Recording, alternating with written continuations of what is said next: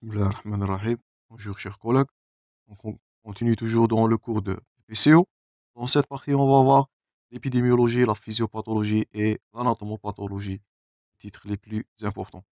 Toujours, vous allez trouver tout ceci dans la description à télécharger, chers amis. Vous pouvez me contacter à Instagram à n'importe quel moment. Toujours maximum déjà, maximum de partage et on y va. Donc, comme épidémiologie, notez bien que la BPCO, la bronchopneumopathie constrictive, plutôt obstructive chronique, constitue à l'échelle mondiale un problème majeur de santé publique. Une prévalence, elle est en croissance avec, je répète, l'âge et le tabagisme, le facteur le plus incriminé dans la BPCO, voire toujours cette réflexion. Un poids médico-économique qui est très important, ressemblable même à l'asthme, et un impact certain et grave sur la qualité de vie chez ces patients, peut-être plus grave que l'asthme. Comme facteur de risque ou bien comme pathologie, donc on a une estimation actuelle équivalente. La BPCO, elle va survenir chez, notez bien ces chiffres, jusqu'au 15 à 20% des patients qui sont malheureusement fumeurs. Donc je répète, un patient fumeur, bien une personne fumeur peut développer de la bronchite chronique. Je répète, cette dernière, elle n'est pas suffisante de donner de la BPCO. C'est pas tous les patients. On va voir ça dans la physiopathologie et l'anatomopathologie.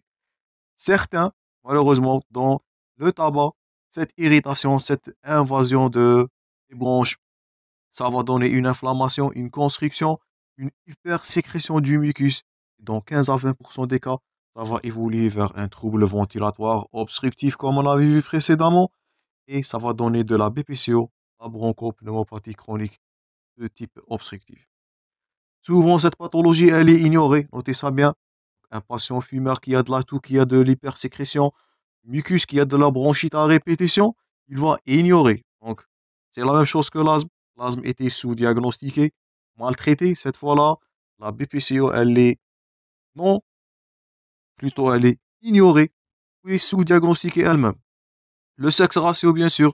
Donc, 5 ans pour une femme. Donc, le rôle du tabagisme, c'est le facteur majeur de risque de la genèse de la BPCO. Donc, c'est bien, 15 à 20% des fumeurs vont développer de la BPCO. Mais pas tout, on va voir ça dans la physiopathologie. La mortalité maintenant. Donc la BPCO jusqu'à aujourd'hui reste un problème majeur de santé publique. Elle représente ce qui, je répète, c'est à retenir et bien sûr, on fréquemment comme thème d'examen, c'est la troisième cause de mortalité au mondial. Donc vous voyez les chiffres énormes. Donc c'est le troisième meurtrier dans le monde. Il est dû au séquelles de tabagisme, bien sûr. C'est la BPCO. Donc vous voyez là la gravité de la pathologie. Donc après l'asthme, on avancera toujours le plus grave. Donc on voit maintenant de la BPCO et on va aborder prochainement les tumeurs ou bien les cancers bronchiques. Le rôle du tabac, c'est le facteur de risque de la BPCO. Donc lorsqu'on dira BPCO, on pense directement au tabagisme au-delà de 20 paquets années. Donc faites attention dans vos cas cliniques devant un terrain d'un patient, je répète, qui est âgé. Donc c'est du diagnostic différentiel toujours avec de l'asthme. Dans l'asthme, les patients sont souvent jeunes. Je répète, l'asthme se développe souvent à un âge jeune sur un terrain atopique. Je vous invite à toujours à traiter les cours en enchaînement. Vous pouvez consulter, voir les cours de l'asthme à n'importe quel moment. Non, dans vos cas cliniques, si vous avez un homme âgé, bien sûr, surtout un homme âgé, ancien fumeur, plus de 20 paquets années, donc vous allez penser faire de la BPCO plus qu'un asthme. J'espère que vous allez avoir cette réflexion. Donc, le tabac, c'est là le lien de causalité formel avec un déclin de VMS qui est non réversible, je répète. Donc, chaque fois que le patient va continuer de fumer de façon qui est chronique, il va avoir de la diminution de VMS et de débit expiratoire. Mais ce dernier, pas comme l'asthme, il est malheureusement non réversible. Donc si on peut dire, la BPCO, elle est plus grave que l'asthme. Donc le déclin de VMS, il est corrélé à la quantité de tabac qui est consommé. On note chez un patient fumeur, donc une dégradation du VMS qui est minime, par l'âge bien sûr. on note une diminution de VMS de 8 à 20 millilitres par an. Donc, chez un patient qui est non-fumeur. Chez un patient qui est fumeur actif, vous voyez là, 60 millilitres. Donc, les chiffres sont triplés. 60 millilitres de perte de VMS, de volume expiratoire maximal par année. Et lorsque la BPCO elle est établie, notez bien ces chiffres, on a presque de 60 à 90 millilitres de VMS qui vont être perdus chaque année si ce patient-là ne va pas arrêter de fumer. Donc, fumer veut dire continuer de dégrader du VMS et aggraver le terrain.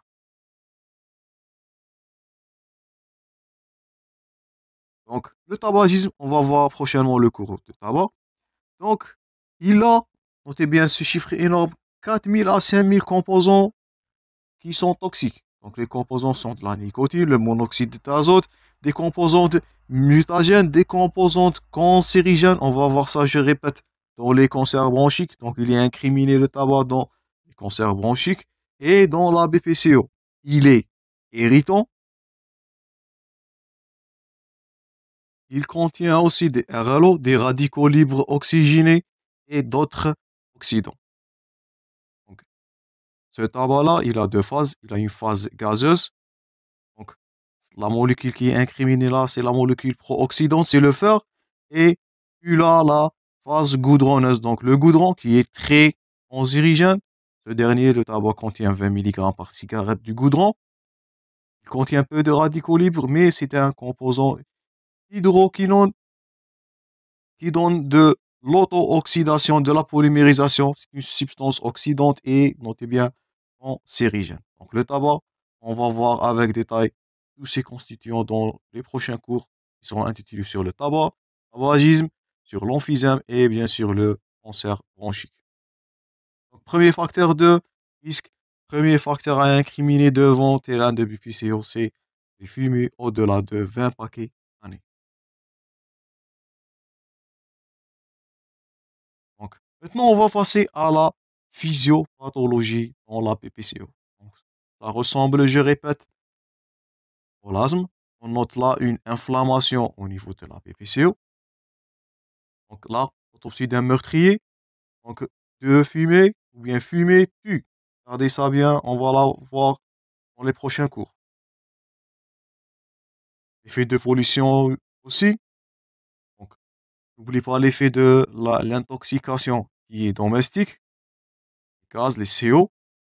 Et bien sûr, la biomasse. Comme on a vu dans l'asthme, on peut incriminer la biomasse et même certaines pathologies de type professionnel. Certaines professions sont exposées à développer de la BPCO. Donc, qu'est-ce qu'on note dans la physiopathologie de la BPCO? On note aussi une inflammation, une augmentation des neutrophiles, des macrophages, des cytokines, médiateurs, des protéases. Ça, c'est de l'inflammation. Sont déclenchés par une amplification. Donc là, l'origine de la PPCE reste jusqu'à maintenant inconnue. On incrimine des facteurs génétiques, on incrimine des facteurs viraux, on incrimine le stress oxydatif et on incrimine d'autres pathologies. Mais tout ça, ça va aboutir à donner une inflammation dans la BPCO. Et si vous vous souvenez, comme on avait dit dans le cours de l'asthme, donc je répète, comme traitement de fond, faites attention, c'était l'inflammation qui a été la cause de la pathologie dans l'asthme. C'est pour cela qu'on n'a pas le recours au bêta-2 mimétique au long cours. Mais faites attention, là, dans la BPCO comme séquelle, on va noter là un déséquilibre ou on va noter là une bronchoconstriction. C'est pour cela le traitement à l'inverse. Dans le traitement de la BPCO, on va voir ça dans l'exacerbation et le traitement. Il est basé pour lutter contre la constriction plus que l'inflammation. Donc on a de l'inflammation, on a de l'hypersécrétion et on a aussi du bronchospasme. Gardez bien ces titres-là. Donc, qu'est-ce qu'on a? Je répète. On a une inflammation chronique bronchopulmonaire. Elle est due à un déséquilibre. Je vous invite à noter ça. Une autre triade. On note un déséquilibre entre le balance protéase-antiprotéase. Et on note aussi un stress oxydatif induit comme on avait dit, par le tabac ou d'autres substances irritantes, un déséquilibre entre le balance oxydant et antioxydant. Donc, si on vous pose la question, à retenir bien sûr cette triade, de quel phénomène s'agit-il dans la genèse ou dans la BPCO, dans la branche bronchopneumopathie chronique obstructive?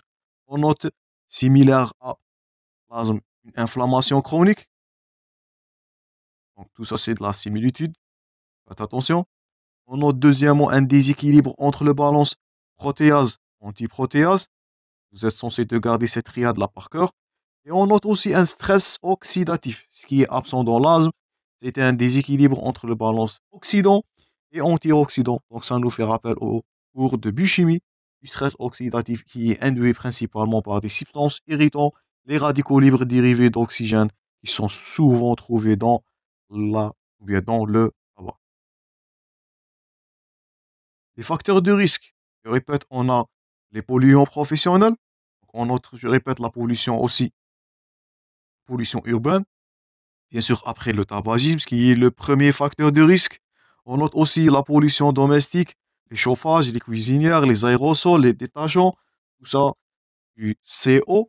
Et on note aussi les infections respiratoires et certainement, on note aussi, comme je vous ai dit, le rôle de la biomasse comme l'asthme, donc dans la genèse de la BPCO. Donc si on vous pose la question quels sont les facteurs de risque exogènes, vous allez citer le tabac, la pollution de type urbain et domestique, la notion du biomasse, incriminer les infections respiratoires, même certains, comme je vous ai dit, la théorie virale ou génétique, même certains facteurs génétiques sont incriminés, ce qui explique que certains patients fumeurs vont développer de la PPCO et certains d'autres vont pas. Donc, je répète, 15 à 20% des patients fumeurs vont développer de la BPCO. Tout ça, c'est des facteurs. Notez bien ce terme exogène. J'espère que vous allez les noter. Là, c'est quelques métiers qui sont à risque. Donc, on note les travailleurs de mine et BTP, les fondriers, la textile, les milieux céréaliers, production laitière, l'élevage des porcs, travail de bois, soudage, cimenterie, usage des métaux. Tout ça sont des particules qui sont irritants, je répète, avec un déclin accéléré de VMS. Et ils ont une relation dose-effet. Donc, c'est une pathologie qui est chronique. Elle va manifester sur, je répète, plusieurs années. Faites attention dans vos cas cliniques. Une pathologie qui s'installe de façon aiguë dans un mois ou deux, c'est pas de la PPCO. Je répète, peut-être une infection virale, peut-être de bronchite. C'est pas de l'asthme, c'est pas de la BPCO. Ce sont deux pathologies, je répète, qui sont chroniques devant. Donc, faites attention dans vos cas cliniques. Donc, ça, c'était les facteurs dits exogènes. On note aussi d'autres facteurs de risque qui sont endogènes. Notez bien, on note premièrement le déficit en alpha-1 antitrypsine. On note aussi, comme je vous ai dit, l'hyperréactivité bronchique, la ressemblance avec l'asthme. Et on note certains facteurs génétiques, ce qui explique donc c'est une pathologie multifactorielle. Mais je répète, incriminé en premier plan, comme on avait dit, le rôle du tabagisme comme facteur de risque. Donc, facteur de risque exogène, tête de liste, tabagisme et la pollution, la biomasse, les infections respiratoires. Incriminer aussi, n'oublie pas les facteurs endogènes, l'hyperréactivité bronchique chez certains patients, surtout le déficit en alpha-1 antitrypsine et même les facteurs dits génétiques. J'espère que c'est clair jusqu'à maintenant. Avant donc de conclure cette partie, on va aborder le titre le plus important. Notez-le bien, c'est l'anatomopathologie. On va voir la description de lésions devant une BPCO, devant une lésion de bronchite chronique ou bien bronchopathie, pneumopathie chronique obstructive. Donc, dans l'anatomopathologie, donc, notez bien, on note là une atteinte bronchique de type qui est inflammatoire et on note aussi deux phénomènes, une atteinte qui est parenchymateuse. Donc, c'est une inflammation. On va voir ça sur le plan cytologique ou bien sur le plan histologique. Et on note aussi l'atteinte parenchymateuse du parenchyme, ce qui explique la distension et l'emphysème. Commençons premièrement par l'atteinte inflammatoire bronchique qui est due, je répète, aux facteurs irritants, aux composants toxiques du tabac surtout. Donc, ça, c'est à retenir par cœur, c'est la partie la plus importante. Si on vous pose la question, quels sont les éléments ou bien quelles sont les pathologies, les lésions élémentaires qu'on va voir dans la PPCO, on note premièrement une hyperplasie, ça c'est à retenir par cœur, des glandes muqueuses. Cette hyperplasie des glandes muqueuses, elle explique quoi? Elle explique l'hypersécrétion, je répète, l'hypersécrétion du mucus, l'augmentation des expectorations, et ce qui explique la symptomatologie qu'on a citée précédemment. Donc, premièrement, on note une hyperplasie des glandes muqueuses. On note aussi une hypercellularité inflammatoire. On note le granulon inflammatoire dans toute inflammation. Et le plus important, on note là une lésion épithéliale, surtout au niveau des cellules ciliaires. Et on note, ça c'est à retenir, une métaplasie épidermoïde des cellules, donc avec altération des structures ciliaires. Donc on note là on explique pour mieux comprendre. Donc là c'est l'histologie. Donc ça c'est les structures d'un épithélium pulmonaire. Donc là vous voyez, on note deux types de cellules. On note ce qui est là au milieu, c'est les cellules à sécrétion de mucus.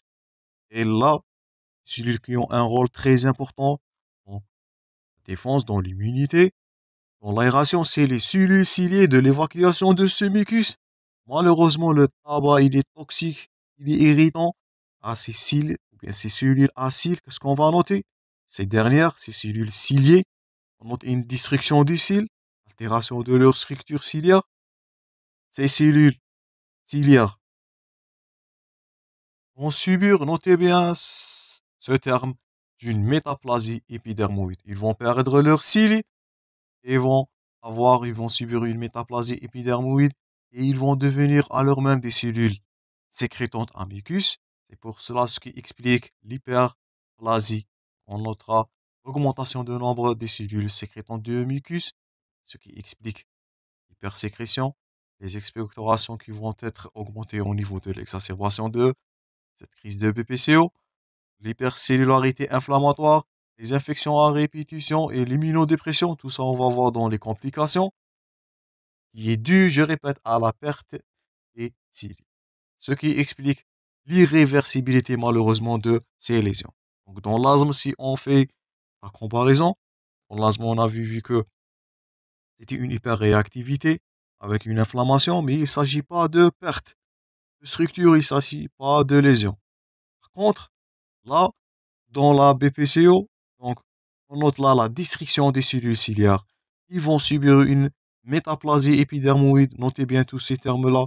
Ils vont devenir des cellules sécrétantes de mucus ou bien cellules glandulaires à mucus. On note là une augmentation du nombre des cellules glandulaires. Notez bien ce terme, l'hyperplasie. Tout ça, c'est de l'anatomopathologie. Avec une hypersécrétion du mucus, l'inflammation va être chronique. Ça va donner de la fibrose, une bronchoconstriction et ce qui explique malheureusement l'irréversibilité des lésions. J'espère que vous allez noter tous les phénomènes sur l'atteinte bronchique et parenchymateuse. Bon, la PPCO, c'est la partie, cette plaque, c'est la plus importante dans cette partie. Elle est à retenir par cœur. C'est elle qui explique l'irréversibilité des lésions devant, ou bien l'irréversibilité du bronchospasme, l'irréversibilité de ces lésions dans la BPCO. On note aussi, ce qui est supplémentaire à l'asthme, une atteinte parenchymateuse. Donc, on va voir ça dans la partie suivante. On va aborder l'emphysème. Dans l'emphysème, qu'est-ce qu'on va noter? Une distension mécanique par obstruction des voies aériennes périphériques. Donc, cette hypersécrétion du mucus, ça va donner une diminution de la lumière, augmentation de la résistance, presque comme dans l'asthme. C'est un trouble, je répète, de type obstructif, il n'est pas restrictif, et ça va donner par conséquence une atteinte emphysémateuse, la destruction, soit, je répète, l'emphysème centrolobulaire ou de l'emphysème conlobulaire qui est plus grave. Et on va voir les deux aspects-là en partie clinique. Donc je répète, à retenir par cœur, on note une hyperplasie glandulaire à mucus, Bien sûr, le granulome inflammatoire, une inflammation aussi. On note les lésions des cellules ciliées, plus important. La transformation de ces derniers par une métaplasie, notez bien le terme épidermoïde. Distension mécanique, l'emphysème. Le voilà, on va voir juste dans quelques minutes. Et on note aussi l'atteinte, bien la destruction par des équilibres, comme on avait dit, protéase, antiprotéase. Et on note aussi un trouble ventilatoire obstructif, toujours dans la BPCO, par l'hypersécrétion du mucus, par le bronchospasme, par l'altération, la lésion des bronches. Là, c'est tout ce qu'on avait dit. Donc, qu'est-ce que vous notez là? Donc, ça, c'est de l'emphysème. Donc, ce sont les bronchioles qui sont dilatées. Tout ça, ce sont des séquelles. Donc, ça, il est appelé l'emphysème centrolobulaire. Lorsque l'atteinte elle est diffuse dans la totalité, on appelle ça l'emphysème panlobulaire. Donc là, c'est l'aspect normal. Ça, c'est l'emphysème, la distension. On note ça dans la BPCO et on ne le note pas, je répète, dans l'asthme. Ça, il est à retenir. J'espère que vous allez différencier entre les deux pathologies. Lorsque ce dernier, je répète, l'emphysème, il atteint la totalité des alvéoles, on parlera d'emphysème panlobulaire. On va voir ça dans la prochaine partie. Donc, le voilà, un emphysème panlobulaire. Donc, ça, c'est centrolobulaire. Là, voilà, il est panlobulaire. La totalité des alvéoles de la lobe, elle est atteinte. On note là, parce que vous voyez une distension du parenchyme, un emphysème. Donc, tout ça, c'est de l'air par l'éclatement, malheureusement, par l'altération, la destruction des lobules et des alvéoles dans cet emphysème, soit pont, soit centrolobulaire. Et on note là l'aspect des bulles. Donc, on note comme séquelle à retenir de l'emphysème dans la lésion anatomopathologique. Là, ce que vous voyez, c'est ce qu'on avait dit, ce qui est illustré à gauche. Donc, on note dû à l'agression du tabac. Donc, c'est du tabac qui va altérer les cils. N'oubliez pas ça. On note la destruction. Comparez-vous cet aspect à gauche là qui est physiologique. Donc, qu'est-ce qu'on note? On note que les cellules sécrétantes à mucus. Donc, le mucus, c'est ce que vous voyez là en blanc. Ça, c'est du mucus. Normalement, les cellules ciliées, qu'est-ce que vous voyez là à gauche? Les cellules ciliées sont prédominantes par dans cet épithélium. On note peu de cellules glandulaires. Qu'est-ce qu'il va passer là? J'espère que vous avez noté une hyperplasie, l'augmentation de nombre de cellules à mucus. Donc, et voilà, il prédomine par l'inverse. Par contre, à l'aspect physiologique, il est là. Là, vous voyez, ça, c'est de l'aspect pathologique. Restriction des cils, les noter. Une bronchite chronique, une hyperplasie des cellules mucipares ou bien cellules à mucus, avec une restriction et cils des cellules à ciliées qui vont subir de la métaplasie. Et là voilà les résultats. Donc on note l'épaississement de la membrane basale, destruction, altération, emphysème. Tout ça, ça va donner de l'hypersécrétion du mucus. Tout ça, ça va donner de l'altération des bronches qui est malheureusement irréversible. Et ça va donner un trouble ventilatoire de type obstructif. Tout ça, ça va faire de l'obstruction en expiration. Et ça va donner un TVO, je répète toujours, un trouble ventilatoire qui est obstructif. Donc j'espère que l'anatomopathologie et la physiopathologie est maintenant facile à retenir. Donc là, ce que vous voyez dans un poumon qui est pathologique, donc ça c'est un parenchyme qui est normal. Malheureusement là, c'est un parenchyme qui est emphysémateur, emphysème, qui est détruit. On note la destruction des fibres d'élastique, une altération de la structure des branches, et ce qui explique le trouble ventilatoire, le trouble obstructif, et ce qui explique la physiopathologie de la PPCO. Donc ça, c'est tout pour cette deuxième partie, chers collègues. On va continuer ce cours, on va voir l'aspect clinique très prochainement de la pathologie avec l'exacerbation des crises et bien sûr le traitement. Toujours, je vous souhaite le bon courage dans vos préparations. Vous pouvez me contacter à Instagram à n'importe quel moment pour vos questions. Je suis là pour vous. Merci pour votre attention, chers amis. et à la prochaine.